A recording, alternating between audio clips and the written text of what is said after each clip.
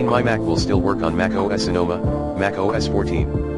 The latest version of CleanMyMac, often referred to as CleanMyMac X, officially supports Sonoma along with other modern macOS releases like Ventura and Monterey, so you can install and run it on a Sonoma Mac without compatibility errors. Here's what you should know and what to pay attention to when using it on Sonoma. CleanMyMac compatibility with Sonoma, CleanMyMac X fully supports macOS Sonoma, 14, as one of its officially supported operating systems.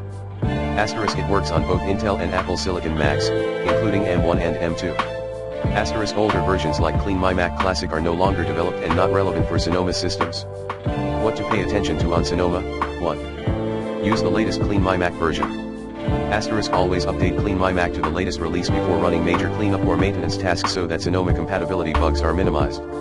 2. macOS security and permissions. Sonoma, like other recent macOS versions, uses strict privacy and security controls.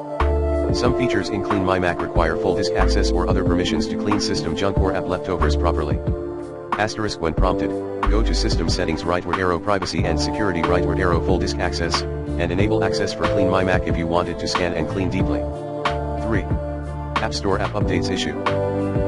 Some users have reported that CleanMyMac's ability to update App Store installed applications may not work correctly on the newest macOS versions due to API restrictions imposed by Apple. In those cases, you might need to update some apps manually through the App Store while the developer updates CleanMyMac to handle these changes. 4. Backup before major tasks. Although Sonoma support is official, it's still wise to backup important files, example with Time Machine, before deep cleaning or running a full system junk removal.